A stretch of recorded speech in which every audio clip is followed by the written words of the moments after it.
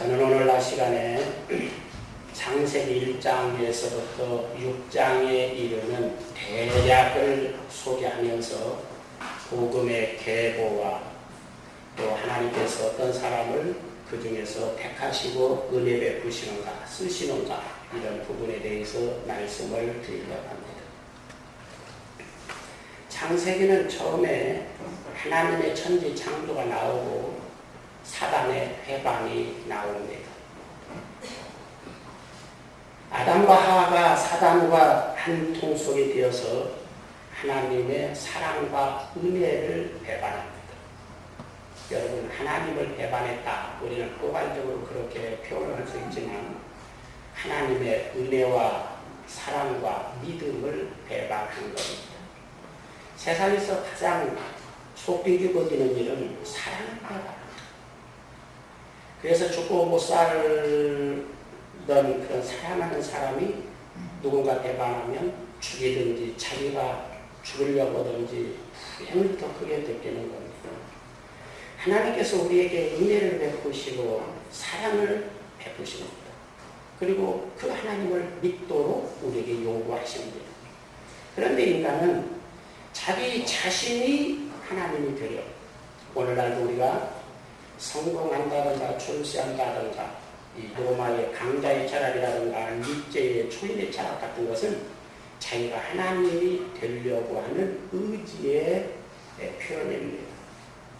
또 오늘날 요가 정신이나 저는 요즘 방송국에 가서 상담을 하면은 요가, 요즘 웰빙 뭐 이런 것들 때문에 뭐 요가가 어떠냐 그런데 그 신체를 단련하는 그 원리는 괜찮지만 요가의 원래 정신은 인간 자기 자신이 하나님같이 되려고 하는 내가 하나님이다. 자기 자신을 하나님같이 극대화시키려고 하는 그 정신이 그 속에 그 원리에 숨어 있다는 것을 먼저 경계시키는 겁니다.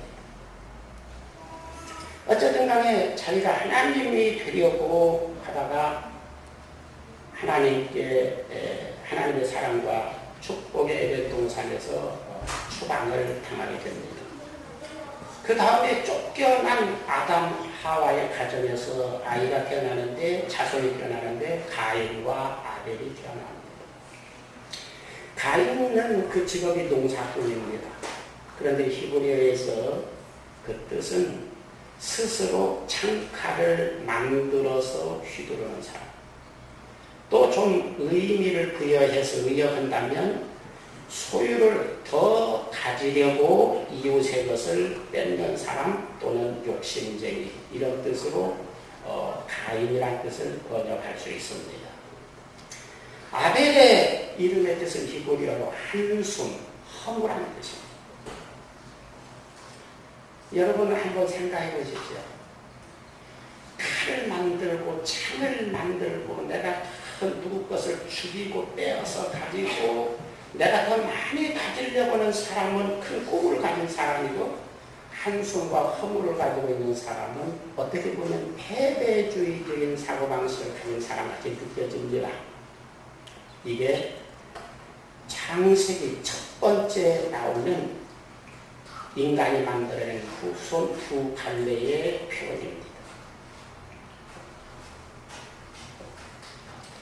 가인이 창칼을 만들어서 더 소유를 가지려고 창과 칼을 만들고 휘두르고 이웃의 것을 죽이고 뺏으려고 욕심을 내면서 사는 것을 보고 아벨은 한숨을 쉬입니다.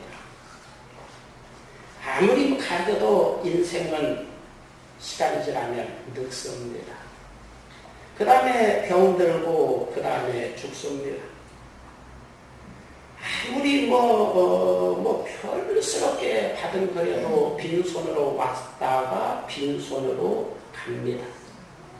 그것을 느낀 사람은 인생의 허무, 이 세상에 대한 허무를 느끼고 더 좁은 하늘나라를 소망하면서 살기 때문에 그는 하나님 앞에 예배드리는 사람으로 나타나는 겁니다. 할렐루야.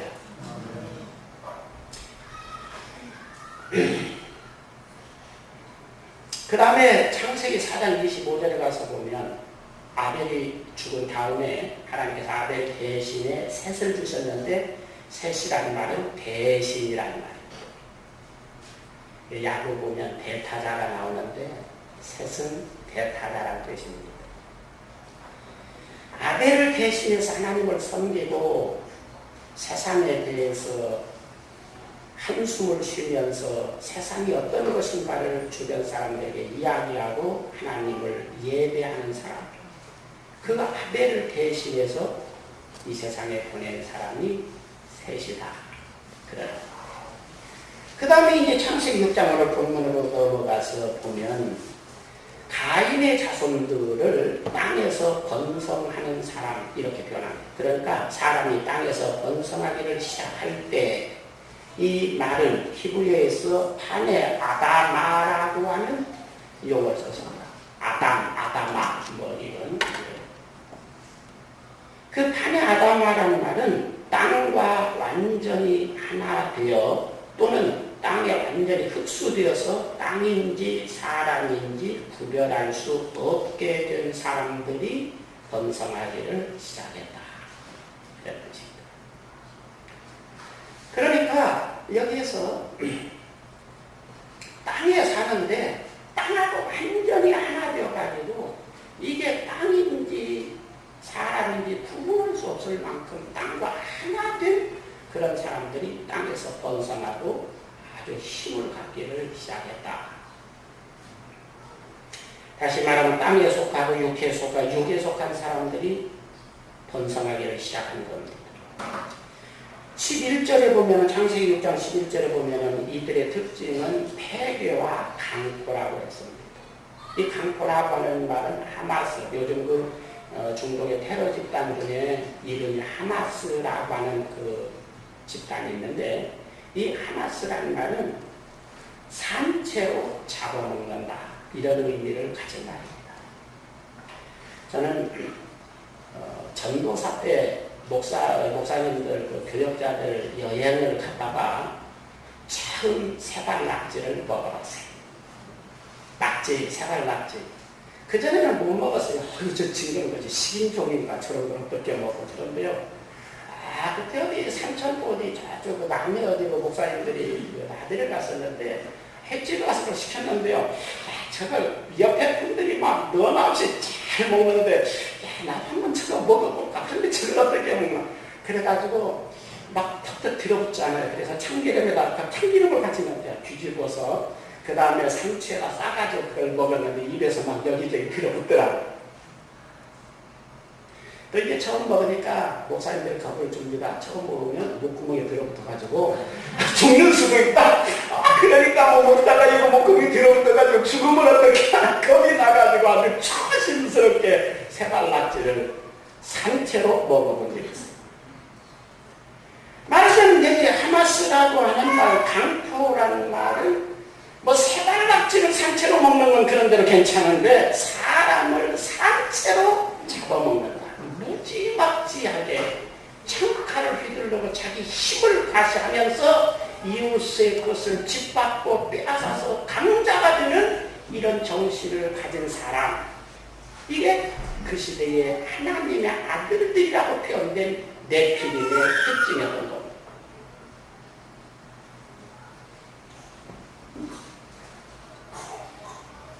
성도도 자칫장애나 오늘 우리들이 신앙생활할 때에 자칫장애 가면 네피림의 후손들이 될 수도 있다는 것을 여러분들에게 경고합니다. 이들 때문에 노아 심판이 일어난 겁니다. 하나님의 노아 시대의 심판은 하나님의 아들들인데 땅에서 하마스가 되고 통째로 이웃의 것을 집어먹는, 그리고 자기가 성공하고 출세하고 권력자가 되고 국회의원이 되고 장관이 되고 대통령이 되고 부자가 되고 사장이 되고 이런 의지를 가진 신자들 때문에 노아 심판은 시작되었다. 그렇게 성경은 우리에게 말씀하고 있는 겁니다. 그 다음에 아벨의 대를 잇는 셋의 후손들을 지금 하나님의 아들들이 땅의 사람들의 그 여자들을 보고 사람들의 딸들의 아름다움을 보고 자기 아내를 삼았다. 여기에서 하나님의 아들들이 사람의 딸들을 보고 이 성경 구절이 굉장히 오해가 있을 만한 구절입니다. 그래서 방송 상담에 있어서 심심치 않게 1년에 한두 번은 이 성경 구절을 가지고 고대 신화 같은 분위기가 아니냐 뭐 그런 이야기를 질문하는 사람이 있어요. 그런데 여기에서 이 말은 에트 엘로힘 그 다음에 벤입니다. 벤은 아들이거든요. 생명을 전달받은 사람은 할아버지와 손자도 벤이고 아버지와 아들도 벤이고 모두 어쨌든 생명을 물려받은 내 생명을 물려받은 사람은 고손자도 벤이고 친아들도 벤입니다. 우리는 번역할 때 아들이라고 번역하지만 성경은 벤이라고 번역합니다. 그러니까 이 말은 하나님께 속한 사람들의 아들들이 땅에 속한 사람들의 딸들을 보고 그 아름다움에 요즘 말로 말하면 뿅 가서 그들을 사랑하고 연애하고 결혼하기를 시작했다. 이런 이야기입니다. 원어에 이번에 새로 나온 번역은 지금 교대에서 써야 되느냐 안 써야 되느냐 우리 합동 측에서는 그거 안 쓰려고 지금 아직도 부족하다 그런 것 때문에 그런데 아마 상당히 바로 잡아줬으리라고 이해가 됩니다. 자, 이 성경은 이런 이야기를 우리로 하여금 좀 생각하게 합니다. 보십시오.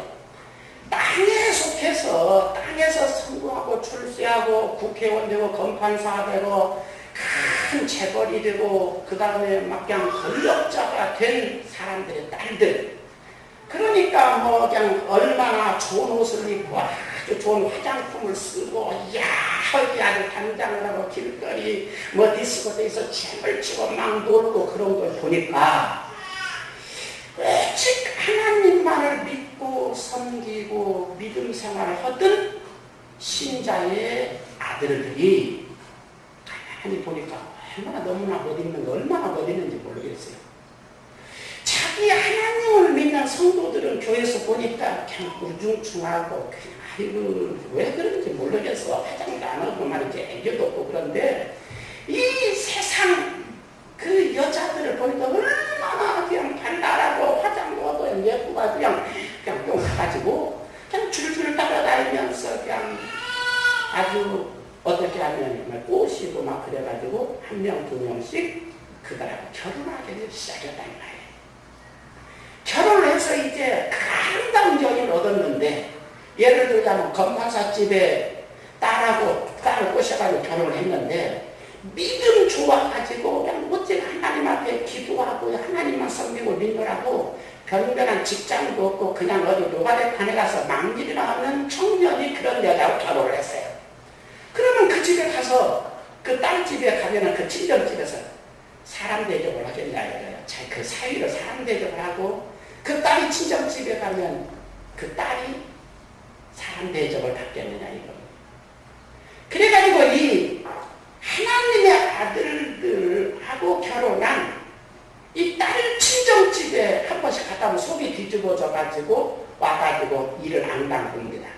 내가 어떻게든지 나는 그렇지만 내 자식들은 내가 어떻게든지 잘 가르치고 잘 가르쳐서 우리 아버지가 검찰사람은 나는 그냥 대법원 그냥 검찰 총장이 되게 만들고 아주 그냥 우리 오빠가 만약에 뭐 장관이라면 난 그냥 국무총리를 대학을 만들 거야. 그래서 일을 뻑뻑 갈면서 학원을 꾸리고 뭐 돈이 없으면 몸을 팔아서라도 요즘 못 판다고 하잖아요. 여자를. 그래가지고 왜 그러냐 그랬더니 애들 학원비가 배나고 그랬다고 그런 이야기를 얼마 전에 그 텔레비전에 그 인터뷰에 나오는 그런 거 여러분 보셨지 않습니까? 그런 마음을 가지고 그냥 이 학원 저 학원 보내다 그냥 일을 빡빡 안당 물고 아들을 가르쳐서 아들이 정말 그 아들들이 성공하고 출세했어요. 그런데 믿음이 없어져 버렸어요. 성공하고 출세하다 보니까 자기가 믿음 없는 그 아들을 아니 말하자면 하나님을 섬기는 것보다 멀어지는 자식들에게 어떻게든지 성공하고 출세하게 하려고 가르친 그 신자의 장로의 아들, 권사의 아들, 그 다음에 안수집사, 목사의 자녀들이 나중에 성공하고 출세했지만 어떤 사람은 이런 이야기 했어요. 믿음이라는 것은 강아지가 아니다. 한 번 떠나면 월이 뭐 거기에다 한 덩어리 가지고 이 월이 쫑쫑쫑 이 오너라 그럼 오는 거와 같은 것은 그런 믿음이 아니다. 한 번 떠나면 회고가 있을 거야. 그래서 에서가 장자의 명분을 판 다음에 회개하면서 아무리 눈물로 간구해도 회복하지 못했다. 그와 같이 어려운 것이다. 그래서 잃어버린 믿음. 또 평소에 그 어머니가 뭐 그 아버지가 신앙이고 뭐고 돈이 최고다. 신앙이고 뭐고 말이야. 권력이 최고야. 성공하고 출세한 다음에 하나님도 믿어라. 뭐 그렇게 가르친 그가 성공하고 출세한 그 다음에는 경쟁이 심하고 더 성공해야 되고 다 주변에서 막 무너뜨리고 끌어내리는 사람들 속에서 그 권력과 부를 유지하면서 더 아둥바둥하다 보니까 세상에서는 성공한 힘 있는 네피림이 되었지만 용사가 되었지만 이들 때문에 하나님의 심판이 그 시대에 노아 시대에 임하게 되었다. 이런 이야기입니다.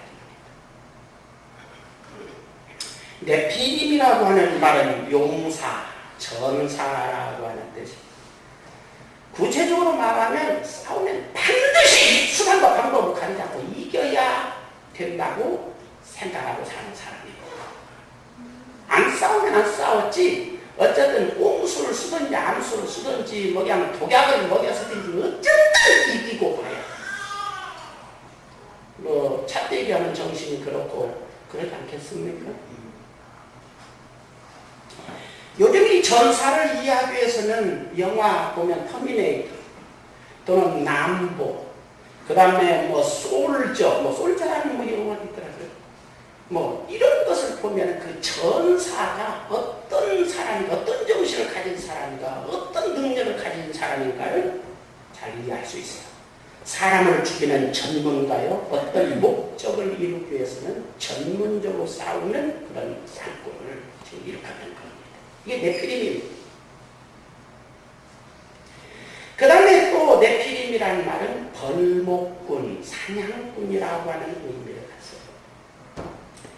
약한 이웃을 죽이고 약탈하는 그 시대의 폭력배입니다. 요즘 말로 말하면 조직폭력배의 우두머리 정도 되는 사람을 네피림이라고 일컬은 겁니다. 그런데 이 사람들이 누구냐면 하나님의 아들들입니다. 하나님의 아들들이 가인의 후손인 땅의 그 자손 성모가 출세한 그 시대의 유괴 사람들 그 딸들과 결혼해서 그 사이에서 태어난 더 하나님을 믿는 것 같지만 더 타락한 이 네피림 때문에 말하는 노아 홍수가 왔다 이렇게 지금 소개하고 있습니다. 그런데 이 네피림 왜 벌목꾼이라는 번역을 해야 되는가? 그런 뜻을 가진 네피림이라고 불렀는가? 지금부터 한 5,500년 전에 출토된 점토판, 고대 이제 그 중동의 고대 역사를 보면 그 기와짝 같은 거 이런 데 보면 거기다가 글씨를 새겼잖아요.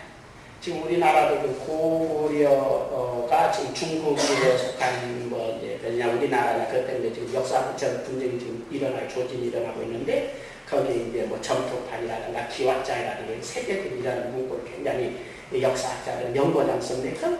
그 점토판, 기와장이 되어준 말. 그 점토판에 그 출토된 점토판 중에 아수르 바니팔 도서관에 소장된 길가메시의 서사시라고 하는 그 내용을 읽어보면 이런 내용이 있다. 가인의 후손들은 낮은 평지에서 주로 살고 농사를 짓습니다. 그러나 아벨의 후손들, 셋의 후손들은 어디에 사냐면은 산 위에서 살고 보통 목축업을 하는 유목민들이고 산 위에서 삽니다. 그 이유는 왜 산에 사냐면 우리가 다른 생각하는 산에 가면 하늘에 가깝잖아요. 이렇게 하나님하고 나는 가까이 할 수 있으면 하나님하고 가까이 가려고. 그러니까 아파트도 높은 고층에 사십시오. 어쨌든 그 시대의 생각은 높이 올라가면 하나님하고 가깝다. 그런 어떤 그 순진한 생각으로 산 위에서 주로 살아요. 그래서 성경에 구약 성경에 나오는 모든 번제단이라든가 제단은 다 산에 있습니다. 노아 홍수 때 첫 번째 번제를 드린 것 아라라산, 아브라함이 이삭을 바친 모리아산, 엘리의 갈멜산, 모세의 시내산, 전부 다 고대에 있는 구약에 나오는 하나님의 제단은 전부 다 산에 있습니다. 그러나 반면에 가인의 후손들이 그 섬기는 신, 바알이라든가 아세라라든가 몰렉이라든가 이반 모든 신들은 어디에 있냐면 제단이 다 들에 있습니다. 농경인 것입니다. 열왕기상 20장에 가서 보면 이런 내용도 나옵니다. 아람 나라하고 전쟁이 일어났습니다. 이스라엘 전쟁이 일어났는데 아람 나라 베나닷이 32나라하고 연합군을 형성해가지고 이스라엘을 침공했어요. 그런데 32나라의 왕들이 모여가지고 조그만 이스라엘하고 전쟁하는데 전쟁에서 32나라가 연합해서 이겨야 되는데 판판이 집니다. 주먹 많은 나라를 32나라가 연합해서 싸우는데 이겨야 되는데 진단 말이에요. 그래서 왕이 고민을 하는데 그 당시에 아람나라의 군사 전략가들이 패전 이유를 분석한 결과 이런 내용이 나옵니다. 그건 열왕기상 20장에 잘 나와 있습니다. 이스라엘의 여호와 하나님은 산의 하나님이야. 산에서 강한 하나님이야. 그런데 우리가 이스라엘하고 싸울 때는 꼭 산으로 우리가 쳐 올라가니까 우리가 지는 거야. 산에 강한 하나님이 막 능력을 발휘해서. 그러니까 이제는 그들을 들로 끄집어 내려가지고 유혹해서 끄집어 내려서 들에서 싸우면 우리가 믿는 신은 들의 저질의 농사꾼이 하는 들의 하나님이니까 신이니까 우리가 이길 것이다. 들로 유인해서 들에서 넓은 들에서 싸우면 우리가 이길 것이다. 그래서 들로 끄집어 내가지고 유인해서 싸웠는데 역시 져버렸다. 그래서 하나님은 그 성경은 산의 하나님만이 아니라 들의 하나님도 되신다. 그래서 하나님이 그것을 통해서 영광을 받으셨다. 그런 내용이 거기에 나오는 겁니다. 그러니까 지금 이 가인족들은 산 위에서 삽니다. 주로 아벨족들은 지금 산 위에서 하나님하고 가까이 어떻게든지 하나님 앞에 가까이 나가려고 거기서 제단을 쌓고 하나님 앞에 예배드리고 제단을 쌓고 하나님을 섬기는 재미와 그 행복으로 사는 사람이에요. 근데 이 새끼들을 전부 씨를 말려서 없애버리려고 하니까 마치 히틀러가 유대인을 죽인 것처럼 씨를 말리며 죽이려고 하다 보니까 이놈들 잡으러 어디로 올라가겠어요? 산으로 올라가서 그들을 막 색출해서 죽이는 사람이기 때문에 벌목군, 네피림 이런 이름으로 불려진 것입니다. 어쨌든 간에 창세기를 보면 가인이 믿음의 사람 아벨을 죽였다. 아벨은 하나님 앞에 예배 자리가 다 그 이야기뿐이 없어요. 다른 거 뭐 없습니다. 그 다음에 같은 아브라함의 아들이지만 이스마엘이 이삭을 핍박했다. 그 다음에 노아 시대의 네피림도 하나님의 아들 같은 하나님을 믿는 사람이지만 뭔가 좀 싹수가 노란 인간들이다. 하나님께서 바울 사도를 통해서 갈라디아서 4장에서 말씀하신 말씀 중에 29절에 보면 그때의 육체를 따라난 자가 성령을 따라난 자를 핍박한 것 같이 이제도 그러하다. 따라서 봅시다. 그때 저 아브라함 때 이스마엘이 이삭을 핍박하는 것처럼 사도시대에 육체를 따라난 자가 성령을 따라난 자를 핍박하는 것처럼 이제도 그러하다. 계보를 잘 이해하십니까?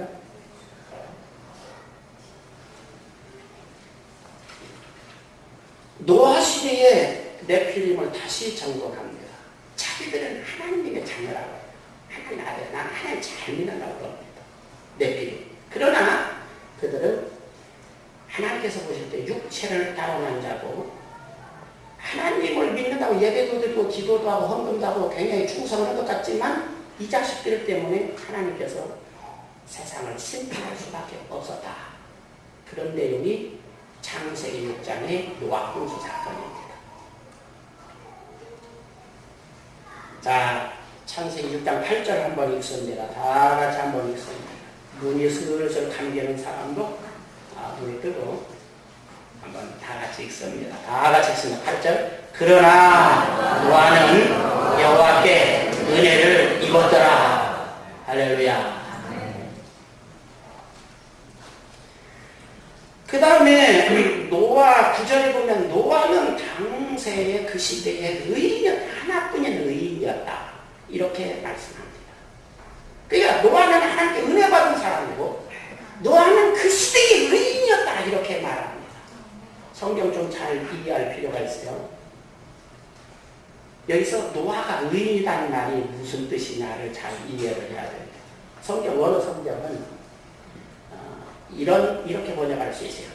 노아는 하나님께서 진노하셔서 땅 위의 모든 생명체를 다 쓸어버리려고 분노하신 그 하나님의 이글거리는 눈빛 속에서도 그래도 하나님께서 은혜를 베푸셔서 어떻게든지 살려보려고 안타까워하시고 근심하시는 하나님의 사랑의 마음을 보았다. 이 말은 그러니까 이놈들을 다 지져버려야 되겠다. 이놈들이 나쁜 놈들을 싹 수고하고 이제 그냥 완전히 신자가 타락하면 싹 수가 없는 거예요. 세상 사람들이 타락하고 신자가 그래도 의로우면 하나님은 소망을 보여주지만 교회 신자들이 타락하면 세상 사람하고 똑같은 가치관과 인생관을 가지고 타락하면 그때는 싹 수가 없는 겁니다. 앞으로 예수님의 재림도 그때 오시는 겁니다. 여러분, 예수님의 재림은 세상의 후학이 아니라 세상의 죄악에 관여하는 것이 아니라 교회를 보면 교회가 세속화될 때 예수님 오시는 겁니다. 왜냐하면 세상 싹수가 없으니까. 세상을 전도할 사람도 없고 그들에게 변화를 누룩처럼 들어가서 그들을 변화시키는 어떤 힘있는 사람이 없어져 버렸기 때문에 예수님은 재림하시는 겁니다. 그래서 세상을 심판하려고 하나님의 아들들이 타락을 보고 심판하시려고 작정하신 하나님의 그 하나님이시지만 마음에 근심하셨다. 근심. 한탄하고 근심하셔서 그래도 이 자식들을 그래도 좀 살려야 되는데 어떻게 살리는 방법이 없을까? 고민하시는 하나님의 마음을 노아는 하나님의 눈빛 속에서 읽어다. 원어 성경을 보면 그것을 보았다. 그것을 하나님은 의로 여기셨다. 믿습니까? 그러니까 하나님이 다 사람이시고 자기들이 하나님이 창조하신 에덴 동안 살다가 쫓겨난 그것을 보고 들은 추앙한 바로 그놈들이 셋의 후손들이 가인의 그 땅에 속한 사람들처럼 소유를 넓히고 막 부귀영화를 누리기 위해서 창가를 휘두르고 성공하고 축사가지고 만세 막 자기 만세를 부리고 막 그러면서 세상을 즐기고 육체를 즐기고 향락을 즐기고 세상에 만족한 이 사람들을 보고 하나님께서 몹시 실망하셔 심판하시려고 하실 때 하나님을 그대로 믿는 사람은 노아뿐이었다. 순수하게 믿는 사람.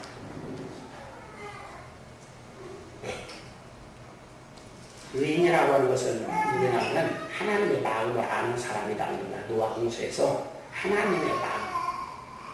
어쩌면 이놈들을 좀 살릴까? 다 죽이면 안 되는데 이들을 다 죽일 수는 없는데 좀 살려야 되는데 무슨 방법이 없을까? 그런 마음의 고민을 하는 하나님의 마음을 아는 사람이 의인이었다. 할렐루야. 이 시대에 우리가 이 시대에 하나님 앞에 인정받는 의인, 노아와 같은 의인이 사실 필요합니다. 소돔성을 심판하시려고 할 때도 의인 10명은 바로 이런 사람을 지금 찾고 있는 겁니다. 그 다음에 은혜를 베푸셨다는 말은 무슨 말이냐면 은혜를 베푸셨다는 말은 그 내용을 방주를 짓는 직분을 허락하셨다. 따라서 합시다. 은혜는 직분 받은 것이 은혜다. 장로 직분 받은 거 은혜 받은 겁니다. 권사 직분 받은 거 하나님 앞에 은혜 받은 겁니다. 안수집 사준 거 하나님은 은혜 받은 겁니다. 구역장 되고 주일학교 교사 되고 하나님 앞에 은혜 받은 겁니다. 목사 되고 전도사 되고 하나님 앞에 은혜 받은 겁니다. 직분 받은 것이 하나님의 은혜 받은 겁니다. 그래서 이 노아는 자기의 생애를 120년이라는 황금 같은, 다른 사람들이 세상에서 먹고 마시고 즐기고 뚱땅거리고 막 그러는데 이 사람은 전문적으로 방주를 짓는데 예배하는데, 구원을 예배하는데, 하나님의 구원 계획에 맞춰서 구원을 준비하는 일에 자기 인생 황금기를 갔습니다. 그리고 자기가 지금까지 벌벌한 물질을 거기다가 전부 다 써버린 은혜 받은 사람입니다. 할렐루야. 노아는 하나님이 인간을 살리려고 하는 하나님의 열심, 그 고민을 봤기 때문에 의인이고, 그 하나님의 구원 계획에 나도 동참해서 한몫을 해야지, 내가 그 일에 하나님과 하나님 계획에 맞춰서 내 인생을 살아야지, 내 물질을 써야지, 내 재주를 써야지, 이런 마음을 가지고 그렇게 산 그것이 곧 은혜 받은 것이다. 잘 이해가 됩니까? 성경의 전체적인 내용은 그런 것입니다. 그냥 오늘 본문 그대로 줍니다. 여러분, 누가 은혜 받은 사람이냐 그럴 때, 누가 의인이냐 그럴 때는 다 하나님께서 전부 다 죽여버린다고, 멸망시키려고, 불로 심판하시고 끝내려고 하시면서도 고민하시는 하나님의 마음, 어떻게 하면 한 사람을 살릴까 하는 그 하나님의 마음을 성경을 읽다가 깨닫고, 기도하다가 깨닫고, 말씀을 듣다가 깨닫는 사람, 이 시대의 의인인 줄로 믿습니다. 그런 사람들 되기를 제 이름으로 축원합니다. 그 다음에 이 하나님의 계획에 네가 좀, 내가 이런 계획 세우는데 네가 좀 이 일을 좀 해라. 직분 받은 것이 은혜 받은 것이고, 그 직분을 수행하는 것이 충성입니다. 이런 성도들이 좀 되기를 주님의 이름으로 축원합니다. 이렇게 한 결과 노아는 자기가 구원받고 자기 자식들이 구원받았습니다. 할렐루야. 그 다음에 확대해서 가면 부자도 되었습니다. 왜 부자가 됐느냐면 방주에다 다 쌓아놓은 것이 다 누구 것이요? 그 사람들이 들어와서, 사람들이 그냥 100명, 1000명, 10,000명이 들어와서 먹을 줄 알았는데 그놈들이 하나도 안 먹었어요. 적으면 적은 게 다 누구 것이요? 누가 먹을 것이요? 저것이 자식 새끼들 먹었을 거 아니에요? 그 다음에 그냥 하나님께서 모든 동물들 떼 2마리씩 뭡니까 정갈한 그런 그 정한 짐승은 7마리씩 이렇게 온 그것들이 다 떼다가 들어왔는데 그게 다 누구 것입니까? 나중에 내놨을 때 다 누구 거예요? 누가 것입니까? 그냥 산에서 들에서 여기서 모여오는 그 동물들이 다 누가 것입니까? 노아는 확대 좀 해석한다면, 여러분 기호에 맞게 좀, 취임에 맞게 좀, 여러분들의 그냥 구미에 맞게 해석한다면 부자가 되었다 그러냐. 그 결과 내가 구원받아 다 죽어버렸어요. 나는 구원받았어요. 다 죽어버렸어요. 내 자식 새끼는 구원받았어요. 다 죽어버렸어요. 내 마누라만 살았어요. 다 죽어버렸어요. 내 며느리만 살았어요. 다른 동물 다 죽어버렸어요. 내 울 안에 있는 방주 안에 있는 내 것만 있어요. 독점적인 재벌이에요.